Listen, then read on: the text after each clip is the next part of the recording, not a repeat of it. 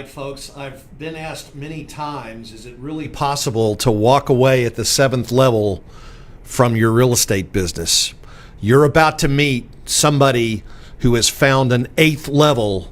Coming up next, you're going to meet John Mikesh right here on Cliff's Notes. Real estate agents, are you struggling with the day-to-day grind, dialing for dollars, putting in hours of floor time with little to show for it?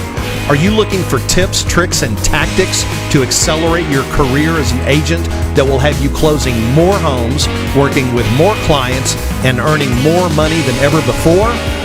Hi, my name's Cliff Freeman, and I've spent the past 2 decades of my real estate career running one of the top brokerages in DFW and personally coaching over 1,000 high-performing real estate professionals across North America. I created this podcast to share the strategies and tactics you need to explode your real estate business. I guarantee it. Hey, and I do guarantee it today. I promise you I guarantee it, and we're going to really slam it today, my friend. Welcome my co-host, C3. How you doing today, sir? Man, I'm fabulous. The weather sucks, but I'm fabulous. You've been fired up, man. You figured out a new Facebook ad deal for generating leads, and yeah, it's kicking butt, isn't it? Man, I already got 5 leads, and I started it at like 11 last night. 11 last night. Yeah, That's awesome, cool, man. Yeah, you have to tell us about it later. I definitely That's will, awesome. yeah. And let's see, back in the booth back there, our spiritual guru, Dr. Trelvis Giles. How are you, doctor? I am good, especially with this new doctor title now. I just bestowed that upon you. I like it. You are worthy, my good friend. And, I like it. So tell us, what's the quick rundown, the analysis of the Cowboys this last weekend? They won, right? Surprisingly. Why? Why did they win? I don't know. There goes the draft pick. I guess they want to save face, for the rest of the season. But, it is what it is, I guess. I don't know. All I know is we're here on a Tuesday, and this week is going to be extra special because we'll be back again on Thursday. I get to see you guys twice in 1 week. My year's made. Man, my batteries are charged, baby. I am feeling really good. I like it. Well, you know what? We have a phenomenal friend and special guest on today. John, welcome to the show. It's great to see you, my friend, and all the way from Montana, right? That's right. We're here in Bozeman, Montana. Great to be here with you guys. Well, give us a little weather report. You can see there's no sunshine behind us today. You got snow up in your neck of the woods, or what's happening? Yeah, I'm looking out my window. It's snow right now. It's been a little late coming this year. Usually we have more snow by this time, but the mountains are opening here in Bozeman on Thursday, so everybody's getting excited. Oh, that's great, man. Get a little slope action in. That's terrific. Yeah, I guess there wasn't a whole lot of skiing back when you lived on Lake Norman, was there? Just the water kind. Just the water kind. That's it, man. Yeah. Well, John, it's great to see you. And for those of you who don't know, John Mikesh, as I mentioned on our intro here, John has really found an eighth level. We're all followers and disciples of the MREA model. We've all done that, the Old Testament. But now we've got a New Testament that we like to talk about, and we're going to get into that in just a little bit. But, John, one of the things that people really enjoy about our show here is getting to know celebrities and superstars like you. I mean, you've written an incredible story in the real estate industry. You've accomplished things that fewer than 1/10% of realtors industry-wide even get close to. Let's introduce the real John Mikesh to the audience and take us back a little bit. John, where are you from? Where did you grow up? What was it like growing up as John Mikesh? Yeah, so I grew up in upstate New York in a little town just about 2 hours north of Manhattan called Stone Ridge, and that's in the foothills of the Catskill Mountains, and just a sleepy little town. And I started selling real estate in that area back in late 2002, early 2003, and it was just an interesting climate for real estate. It was mostly people coming up out of the city buying vacation homes, and the business more or less came to us. It was a very traditional, older way of doing business where, we'd advertise in the Wall Street Journal and the New York Times, and lo and behold, people would show up at our office door wanting to buy homes. So it was just a very, very different environment. And I started there, and I thought I did really well out of the gate. I was top 10 in my MLS within my first year, sold real estate there for a couple of years, and then just said, you know what, I want to I want to spread my roots and I want to get out of this little town that I grew up in, and I'm going to move somewhere else. And we decided to move to Charlotte, North Carolina. And it was very exciting to us because it was big and there was a city, and it was just like, we just thought we were going to kill it in real estate. And the reality was, when I went down there in 2006, I fell on my face, and I had to start waiting tables. I was trying to be a realtor, and I was also working another full-time job. So I had 3 jobs at one time, just trying to make ends meet. All right, so let's take it a step back here. I mean, there's a lot of meat on the bone here I want to unpack. Tell us about that, as we like to borrow a Google term called ZMOT. Tell us about that zero moment of truth when you knew that real estate was your calling. I guess it was before I even started, if that's possible. I had a job, and I helped open an interior design business, and I had 4 different investors in that business, and we were profitable before we even opened our doors, just through prospecting the existing clients that these 4 investors had. And it was an interesting experience for me because I worked in that business for about 2 years before I got into real estate, and one of those investors happened to own the real estate store. And he came to me one day, and there was just a lot of like, can you imagine having 4 different people trying to control the car? That's what it was to work in this business, and it was coming to a head. And the real estate owner came to me and he said, look, John, he said, if you got into real estate, you would make twice as much money working half as hard as you're working now. And that was appealing to me. But it's always like, well, when somebody shares information with us and we take the information in, do I believe it? And do I believe I can do it? And what this person did is they showed a very high level of belief in my ability, and they wrote me a $10,000 check on the spot. And they said, this check is yours if you come over and you become a realtor for me. And if it doesn't work out, you can keep it. And it was that level of belief in me, in somebody that knew me, that I think that was my ground zero. That was the moment where I was like, if somebody believes in me that much, and that was a ton of money to me back then, if somebody believes in me that much, this is what I got to do. That really speaks. I mean, we can fail on our own, right? That's easy to do, but it's really hard to succeed without help. And at that very early formative stage, for somebody to pour into you like that and mentor you, I mean, if you're in the audience and you're thinking about getting into this business, that is a huge start out of the gate to get help like that. Okay, because there's so much on-the-job training that's involved here. It's crazy. Yeah. Okay. So tell us about that first year, John. How many homes did you sell when you got licensed? So I don't remember. This is back in New York. I don't remember how many homes I sold that first year, but I know I made $115,000 on a 50-50 split. So I made 6 figures my first year, and that was very significant for me. At the time, and I didn't really have any expenses. I was living with my parents in their basement. It was just a lot of money to me at the time, and it gave me a lot of confidence. And I ended up, working there for about 3 years and had enough confidence at that point that I could go anywhere and do real estate. Now, there was a whole lot that I didn't know, much like many people that are young and starting out. I didn't know what I didn't know, but I was soon to find out very quickly when I moved to Charlotte. Well, I was going to say, sometimes we don't know we don't know, and that can be an advantage, right? So Other times when you get dropped off on a desert island, like when you move to Charlotte and you don't know anybody, it can be a little different. What was the biggest challenge you faced when you moved to Charlotte? Well, when I moved to Charlotte, I joined Keller Williams because the agent that sold me my house when I moved down there was a Keller Williams agent, and it was my first exposure to that company. And, I was excited. I was like, oh, bigger office, more agents probably means more opportunity, right?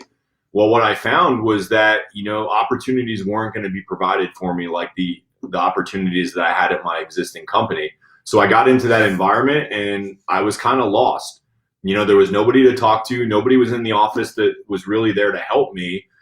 They did do trainings once a week. And I remember going up to the guy that was doing the training and I said, hey, I'm new here, but I'm really good at this thing called real estate. I was this back home, and I just need some opportunities. Can I work with you?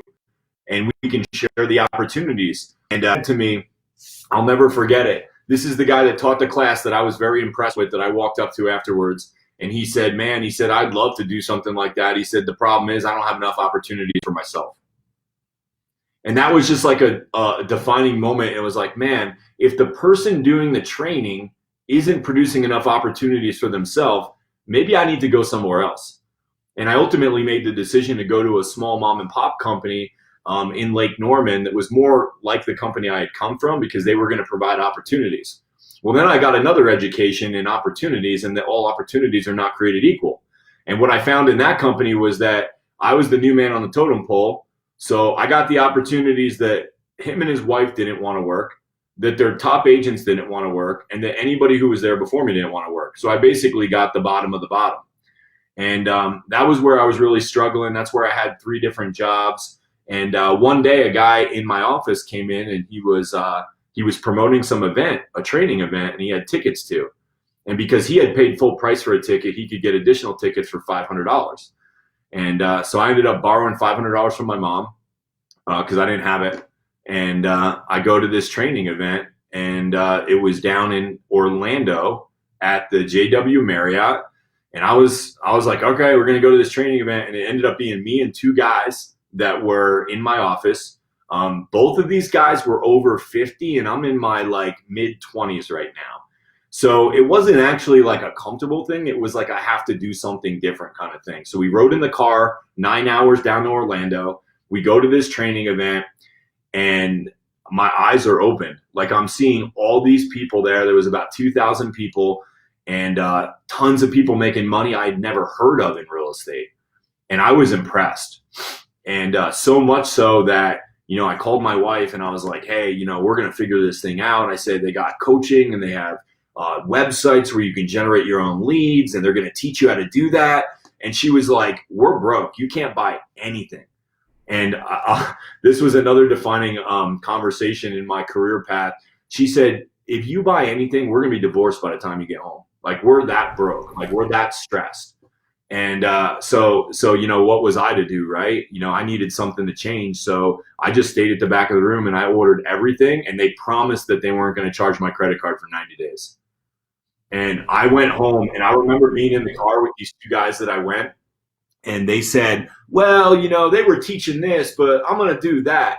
And I'm thinking to myself, you guys are idiots, man. You guys are just as broke as I am, and you're going to reinvent the wheel. So I just did everything exactly like that person trained on the stage. I got every resource. I did it exactly the way. I even moved from Pop Company to Remax that same week because this trainer was with Remax. So I was that coachable. And that training changed my life because I went on to make more money in the next quarter than I had ever made in a full year before. Okay, let's stop here just for a second.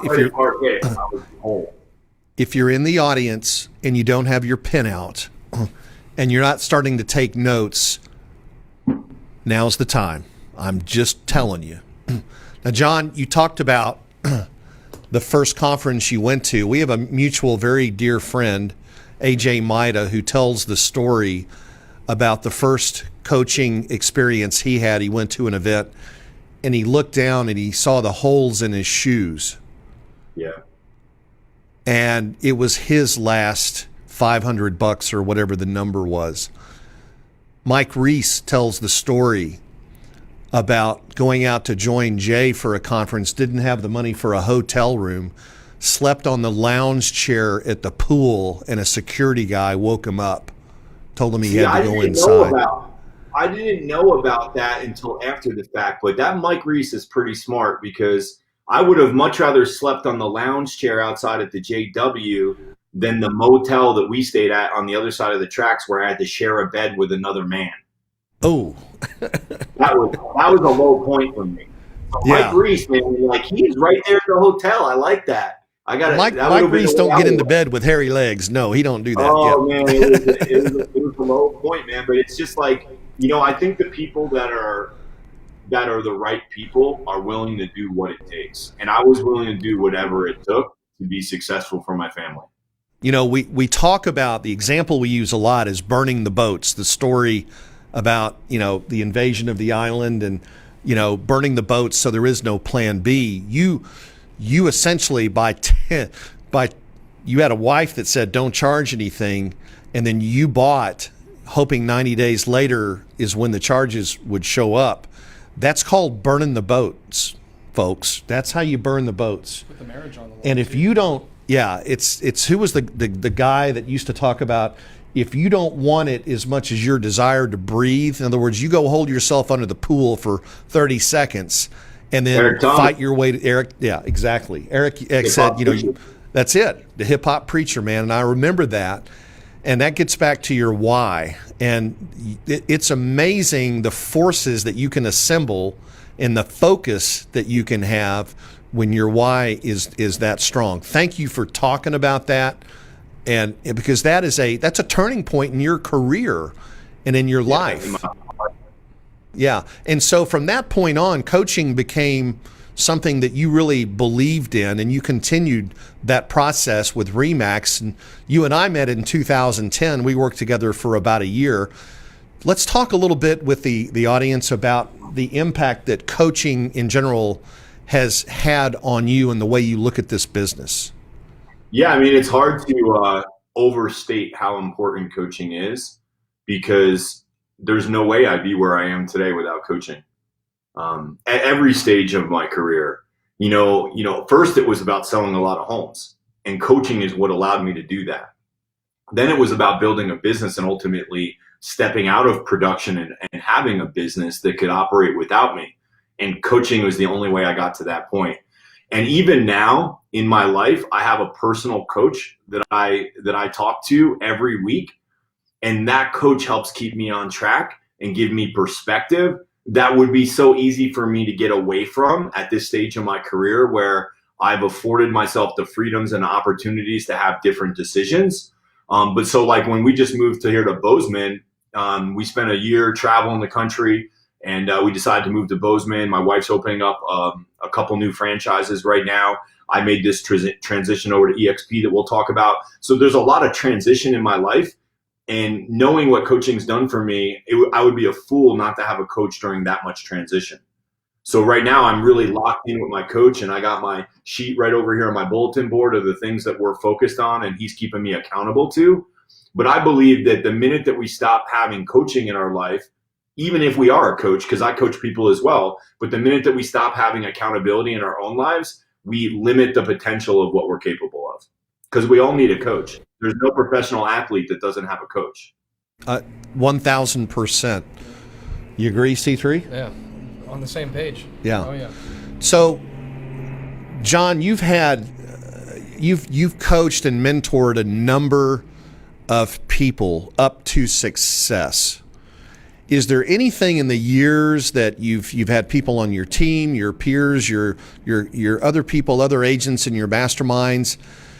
Have you ever found a common trait that the most successful people have? Yeah, I think the most successful people have a clear understanding of what numbers move the needle for them, and they manage to those numbers. So like a pet peeve for me with coaching would be, don't put something in place that you're not willing to manage. Because once we know the numbers, it's like the combination lock to our success. We can track those numbers, and things become scalable, more duplicatable, and more clearly visible where the holes are. So for example, if I'm working with a new agent, like I know what I'm going to track. I know that I'm going to track their dials to conversations, their conversations to appointments set, their appointments set to appointments met, their appointments met to agency sign, their agency signed to new contract, their new contract to close. I know I'm tracking those things, because what I see a lot of people do that I think is ineffective is they'll sit down with somebody they're mentoring and they'll say, well, tell me what's going on right now, or what's working or what's not. And it's such an ineffective way to train or coach people, because you're not getting anywhere. They're going to tell you what they want to hear, or what they want to work on that's comfortable for them, or they're going to tell you what they think. And a lot of times you're coaching them because their perspective isn't going to get them to the next level, because it's their perspective. They need a borrowed perspective to go to that next level to become more. So when I coach people, it's like, I want to track these things because when I sit down with you, we're not going to guess at what we need to work on. We're going to know, because in the relationship of you being an agent and me being the team leader or the coach in this case, you're hiring me for this one section of your life. We're not talking about your spiritual life. We're not talking about your marriage or your family life. We're talking about your business life right now, and this is the business you're in. So let's figure out where along this success path you're failing, and let's fix that one thing. So I think what makes somebody successful is knowing where their limitations are, working on the thing that's going to advance them the most, and doing that in a very systematic and process-driven way. All right, so let's go back. Let's go back to we were talking about your career and talking about your time at Remax, and you were there. You were doing really awesome production. Describe a little bit about the rise to the top, where you started your own company, Roost Real Estate. Tell us about that ride between Remax and when you were actually able to step out of your business. So I went to Remax because I needed to make money, and my first goal was go full-time in real estate and get rid of these other two jobs. So I was able to do that in the first 90 days. And then I just continued to really sell my face off. My daughter was born during that time, and my wife was super supportive, and she was just letting me do my thing and giving me like complete support so that I could focus. And over the next 6 months, I got so busy that I was always number one in the office for buyer side and listing side. And Remax was going through its own challenges at that time, my local Remax, and they were trying to hire in new agents. Well, what they would do is they would get an agent in on their own recruiting, marketing, or whatever they were doing. And if they couldn't get that agent to join Remax because it was a fees or like what have you, or they didn't think it was a good fit, they would then, as a last ditch approach, send that agent over to me at the end of the hallway and say, well, if you need opportunities, or if you're new to the area, or if you don't have an SOI and you need that, like, you might want to go talk to John. So Remax was essentially feeding me agents that they couldn't recruit on their own. And I was recruiting them because I had more opportunities than I could handle. So I sort of like unintentionally started building a team, and I immediately gave away what I felt like was the lower hanging fruit, which was the buyers, so that I could focus on listings, because I knew that the listings were going to make me more insolent to the market. And, at that time we were going into like 2007, and the market was starting to crash.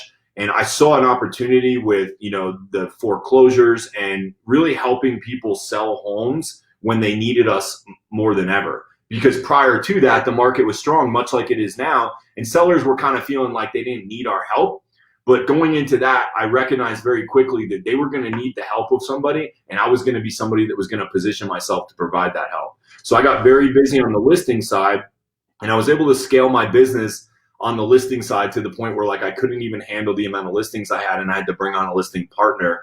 And what I would do is I would go out and take the listing, and I would set the expectation with the client that we had a team to serve them, and I would drop that listing file on my partner's desk, and he would take it from there to close.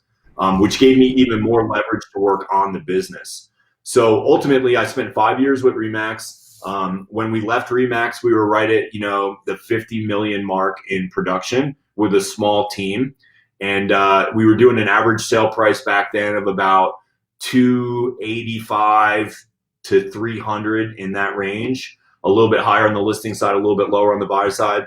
And I started Roost Real Estate in 2014, and we went into Roost Real Estate, and I think I've always been one that's been motivated by fear of going backwards. So, I'm always looking for progress. It's in my personality. It's in my DNA. So I had left Remax, and that was like a big thing for me. That's where I had life-changing experience in real estate. That's where I had grown my income to a point where I was proud of. And now I'm making that decision to go to the next level and leave all that comfort and all that known behind to the unknown of starting an independent brand. But I always felt strongly in that. And this is where, at the time, it's probably more common now than it was then, but at the time, I was sort of going in a direction that many people advised me against. Everybody said, you are the brand, you got to have your name. And I always knew that I didn't want my name in the brand, because I was going to build a business and I didn't want anybody to look for me. I didn't want somebody to say, well, I'll list if I can list with John. I wanted them to list because they wanted to list with Roost Real Estate in this case. So when I moved over to Roost Real Estate, our Remax, we didn't add any agents to that team, and we went from 50 million to 83 million in 1 year. So it was another good jump of growth for us. And then we sort of managed that, probably on average 75 million a year. And I just continued to work myself out of the business. And in June of 2015, I went on my last appointment with a seller, and I haven't worked with a buyer or seller since. We continue to average 75 million in volume. In 2018, so from mid 2015 to 2018, I was still working in the business. I was at the office every day. In 2018, I took myself out of the office. And in 2019, I left for a year. And my business is still there today. We actually have more agents now than we've ever had. We recently made the switch over to EXP. And that's probably another side to this conversation, because I don't want to paint the picture that everything was rosy and perfect for me, because it never is. Every business has its challenges, and mine was no exception. The people that I coached and I mentored was no exception. And I just found that those challenges were most solved by EXP. And ultimately, I made the decision to go to EXP to solve those challenges. Yeah. Yeah, no question. A lot of things that have historically been unanswered and unsolved problems in real estate now have solutions. Before we get there, though, I want to hit on this because, restaurants, the independent restaurants where the owner becomes an absentee owner, we all know what happens to those, right? Most of the time they go down the drain. What do you attribute your ability to keep your company growing without you being there all the time? How do you do it? So the simplest answer to that would be, I built my business on a very specific model, and I attribute a lot of that to this book, Traction. And it was through coaching that I was exposed to this material. But that book, if you understand Traction and you were to walk into my real estate company, you would see the real estate version of Traction in action. Like, that's how I run my company. I do my 90-minute meetings every Monday with my CEO, and we manage the KPIs and all the data that's there, and I'm able to make decisions and have great visibility into my company because it's run on processes and systems. So to me, in my business, it's very rarely a people problem. It's always a process or system problem, because the process should override the people, and we can build people up, and great people make it easier to run those processes and systems. But, I feel like the reason that my business is here today, the very reason that it's still alive without me being there for all that time, is because of that Traction model concept. Because I had a very significant situation happen in my business that was part of the reason why I decided to go to EXP. A very big part of it, really. I had been planning on taking this year-long trip on the road, and we had been working towards that for a good, probably 18 months of, we actually committed to doing it. We bought the RV, and we're like getting ready to sell our house, and like all of that goes into that, like 18 months. And what's really interesting about this situation is that it probably would have derailed most people's plans. And if not, it probably would have destroyed their business, because the person that was running my company decided to leave my business just weeks before I left for this trip. And we had to make a decision. Were we going to stay and baby that business, or were we going to really see if our business was going to pass the bus test? And you all know what the bus test is, right? If you get hit by a bus tomorrow, can your business survive? Yeah. So we decided that we were going to put our business to the test, and we left and we went on our trip anyway. I hired a new person to take over the management of running my company, and I hired him 5 weeks after I left. So he started 5 weeks after I had left. In the interim, I had a person running my weekly meetings, and I was preparing the slides for them, and they were delivering it to the company. And I did that from the road. So, the traction model proves that you can build a business on systems and it's not people dependent. And me being the owner of the business, my wife also being vital from an operational standpoint, we're able to go take this trip around the country. We were visiting national parks, and we were, out in these national parks, many times, 5, 6, 7 days at a time with no internet connectivity at all. We went through COVID. It was an interesting year while we were away, but the business not only survived, but it thrived. And I feel like my business is stronger today because we did separate ourselves that much from the business, because it's truly not dependent on any one person. And it's a systems driven company at this point. And I just think it's totally appropriate right now to give a shout out and props to Lars Hedenborg for bringing the Entrepreneur Operating System, EOS, which the Traction is a follow-up book, into the real estate business, because it's really impacted a number. When I was working with Lars there and learned EOS, I saw the impact that it made on so many people's business. And it's just like you said, I mean, my gosh, a lot of people get there and then the wheels come off, that they don't pass the bus test. But this really, I mean, if you follow the system, it definitely it works. I mean, there's nothing else to say about it. I mentioned on our intro, John, that you had not only been able to walk away from your business, but now you found an 8th level. Let's talk a little bit about what I think I know what I meant. Do you know what I meant by that? Because now, and you alluded to it in your comments a second ago about how EXP gives you a further advantage now than just either being an independent or in the old franchise model. Tell us a little bit about that. Yeah, so when I left to go on my trip, I had my real estate business. It's working without me. That was awesome and all. But I was really thinking that because I'm so progress driven and, I'm always looking for that next level. When I left, I wasn't thinking that next level was going to have anything to do with my real estate business. My plan was just let the real estate business do what it does. And my next level is going to come from a different sector of this industry or a different thing altogether. So that's when, I was like going down the route of becoming a builder. And I was, at this point, I'm like, I'm pretty sure that we're not going back to Lake Norman, that we're going to relocate. So where do we want to live? We want to maybe go out west. And like, I was, signing up for conferences and builder coaching, and I was going to go down the road of being a builder. And for me, it just aligned with some of my personal motives and like things that I always enjoyed. I love design. And like I said earlier on this podcast, I started out in design before real estate. So I was going to go down that road, mostly because I was disenfranchised by the whole real estate industry at this point, and I didn't want anything more to do with it in that space.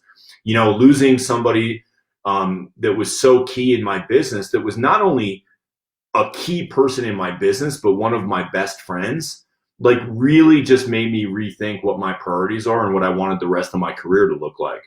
And I didn't think I wanted the constant cycle of pain and attrition that I saw in the real estate team building space, because we're an independent real estate company, but we run like a team because we run on team like margins. So anybody who's a team leader out there or a broker owner, you understand what I'm saying. Like, a brokerage has a certain margin, which is very more than most people who've never done it realize. And a team has more margin, but there's more opportunities that have to be created. So I ran on a team margin, even though I was an independent real estate company. And what happens in the team margin is you bring people in, a lot of times with little or no real estate experience, who need the benefit of your opportunities. And I was able to do that at such a high level that I was bringing people in and changing their life.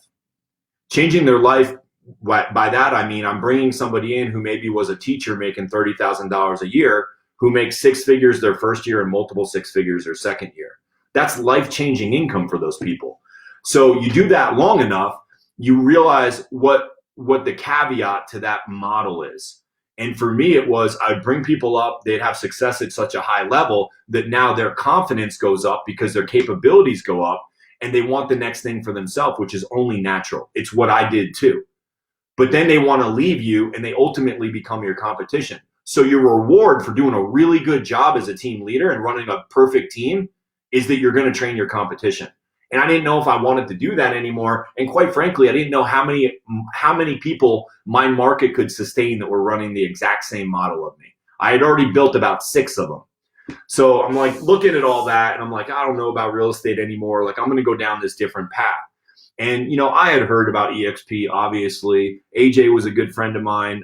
His wife is a good friend of my wife. But I had never looked at the model because I thought I knew everything there was to know about it. It's like you ever pick up a book and read the jacket and think that there's nothing in there for you, and then find out later on the book contains so many nuggets.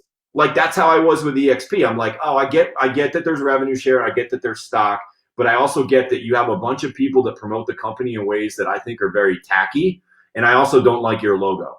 So because of that, I was like, I threw out the whole baby with the bathwater. I didn't look at the opportunity. I turned people down time and time again without knowing what I had said no to. Right. And they say the most expensive thing you can have is a closed mind. And looking back, that was me. Like I got to be honest. If I would have got involved with EXP in 2014 when I started Roost Real Estate, even if I had never done anything recruiting wise, even if I just ran my team with EXP and sold the houses that I sold, we can go back into history books and look at the houses I sold. We can go back into history books and look at what the stock was with EXP in 2014, 15, 16, 17, 8, all those years. If I would have just sold the same homes I sold anyway at EXP, it would have been over $1 million in stock right now for doing nothing, just for what they would have given me. So I didn't look at the opportunity. And it cost me at least $1 million, probably a lot more when you understand the model, but it cost me at least $1 million. Now, I don't have any regrets. I don't live my life that way. But it's worth mentioning because if you're listening to this and you're like, oh, I know everything, like I'm not doing that, whatever. And this isn't a pitch. Believe me, this is just my story. And I can't help but be passionate about it because here I was with my ego, right? Because it's usually our ego that blocks us from the things that are going to benefit us. My ego said, I have a successful real estate company. I've gotten myself out of selling real estate. I'm completely leveraged out of the day-to-day. What do I need EXP for? And for that reason, I never looked at it. Meanwhile, I left at least $1 million on the table, but I'm excited to be here today. Well, it ain't too late if that's what you're worried about. I got to say that, not everybody's gates are open, to new ideas all the time. We all run around with a scotoma, a blind spot to something. And that's honestly, I believe that God puts certain people in your life to help you overcome those, just like AJ and other friends of ours that, are influencers and have reached out to you and to me, before I was here. And it's something that once you come to terms with yourself, and I've always said the toughest piece of real estate that we ever have to manage is that 5.5 inches between our ears, right? And if you can get that ego out of the way, get yourself out of your own way, and be open-minded for a change. I remember when Keller Williams came around, Keller who, Sherwin Williams, they Keller Williams, great company, love them. Gary Keller, Hall of Famer, Mo Anderson, all of that group, super, super people. They had a longer struggle to get to where we are. It was even tougher for them.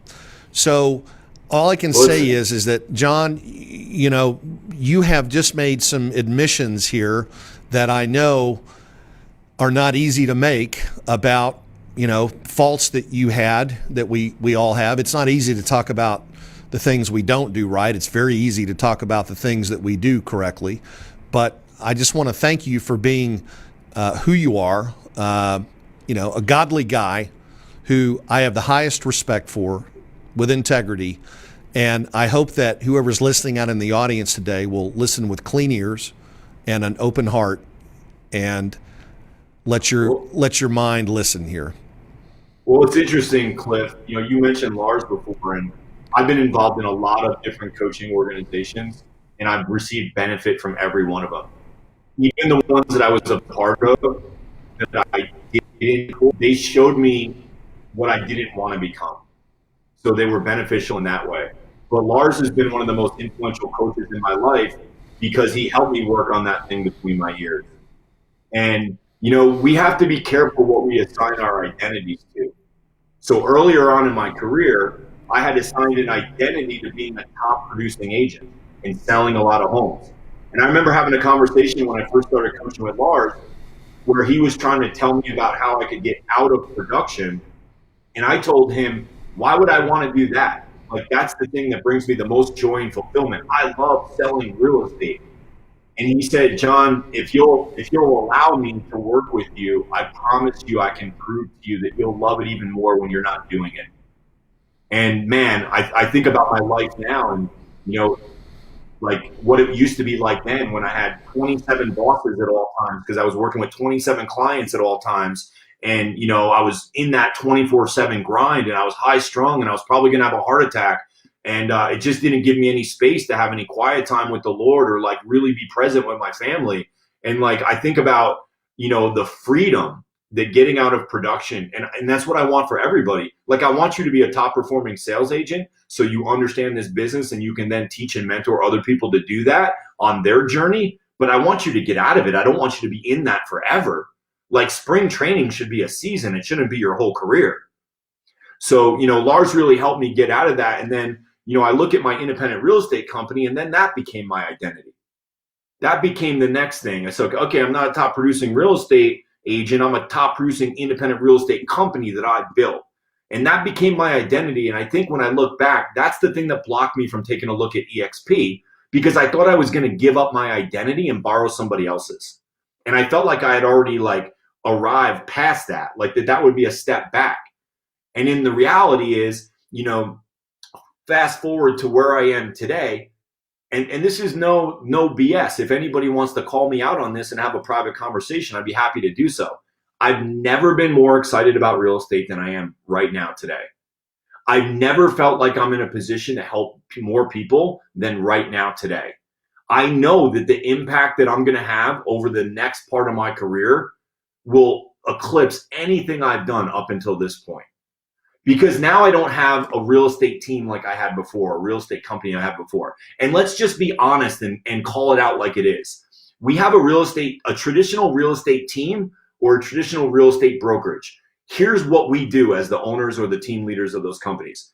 We bring people in, we give them enough opportunity, but just enough so that they need to stay with us.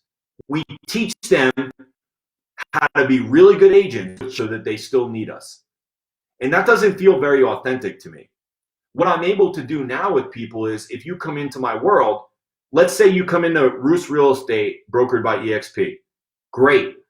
I want to set a plan for you. I want to understand what your goals and motivations are. I want to see more in you than you see in yourself. I want to bring you into this model. I want you to get you selling houses. I want you to make 6 figures. I want you to make more than 6 figures.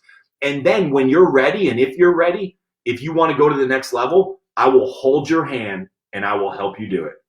And we're both mutually aligned and we don't have to end the relationship. And your family and my family don't have to stop sending Christmas cards. We can do it together and you're going to experience a level of success that you've never experienced before. And guess what? I've already done that, so I can help you do it. And I'm most excited about that, about using Roos Real Estate in the office as a leverage point for change for people and bringing as many people through that door as I can and pushing them out the back door to something greater. And to be able to know that EXP has given us an opportunity to do that, where we also benefit and we don't have to benefit by taking anything out of their pocket on the journey. Guys, that's the reason that we're the fastest growing real estate company in this space and why we're going to continue to be so. And I'll end my rant by saying this. Before EXP, I had a lot of sleepless nights. As good as my business is doing, as many 6 figures as I could earn every year, I'd still have that, oh man, I need to fire this person because they stole from me. And I'd be stressed about that. Oh man, I need to, end this relationship, or I need to make this month's goal and we're behind, or such and such entered my marketplace and now they're affecting things, or Zillow's going to do this to us. I had sleepless nights. And if anybody's listening to this and they're being honest with, no matter how good your business is, you have sleepless nights. And in EXP, I have sleepless nights. The only difference is instead of having sleepless nights because I'm stressed, I have sleepless nights because I'm excited. And I'll say this, I've never had a sleepless night because I was excited about my real estate business prior to EXP. I've never had that before. They call it EXP insomnia. It's a real thing. I remember calling AJ up after I was like, dude, I don't know if I can do this, man. I haven't slept in 3 days. He's like, oh, it's normal. It'll go away. Yeah. That's it. You know, I look at Roost. I mean, you still have your identity. You know, the EXP on the back of Roost Real Estate is like the AMG on the back of an S600, man. Right? I mean, Absolutely. that's what it really is. You still got your brand, and now you've got a platform where you can evangelize real estate, go out and help people, bring people to real estate, and they can actually have a career and create generational wealth, man. I mean, you know, the fact that now your legacy is going to continue, you know, after you and I will be gone, and Roost Real Estate will still be cooking. You know, the seeds that we planted today are still going to be growing in people like, you know, our kids and our families, and it's just such a wonderful thing. You know, I hate that we don't have another hour, John, because I get so inspired listening to your passion now, and it's such a this has been such a wonderful thing for me. I'll probably tear up here in a minute, but you know, to have all of the people that I met through my career that I really liked and loved and cared about, and you're one of those people for sure, for us now to be back together, you know, rowing on the same boat, and really for a cause that's so much greater than us individually. And that's what's important about this, is this cause is bigger than any one of us, but it's as big as all of us. You know, Jay Kender says, let's put all our fires together and make one big fire. Yep. And, you know, that's what this is all about. You know, I had some questions that I kind of wanted to end the show with today, but I think we just need to let things be here and let people just kind of settle on what you talked about today. There's so much in what you described, and again, thank you for being who you are, being so open, so caring, and so transparent about your ups, your downs. I mean, it has not been a steady road, but man, I'm like you and my son and my family. We are as excited as we've ever been in my 33 years of real estate, and just very thankful to be here.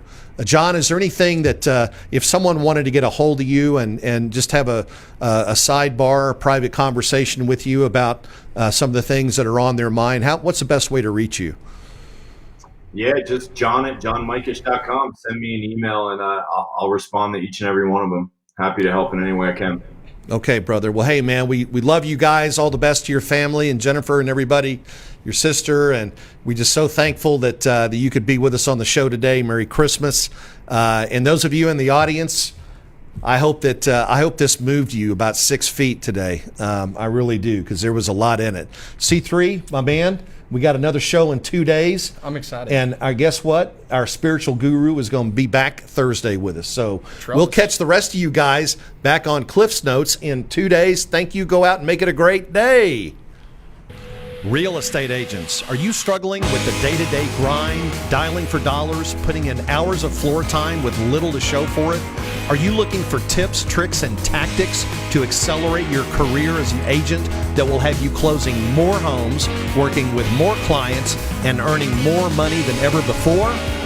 Hi, my name's Cliff Freeman, and I've spent the past 2 decades of my real estate career running one of the top brokerages in DFW and personally coaching over 1,000 high-performing real estate professionals across North America.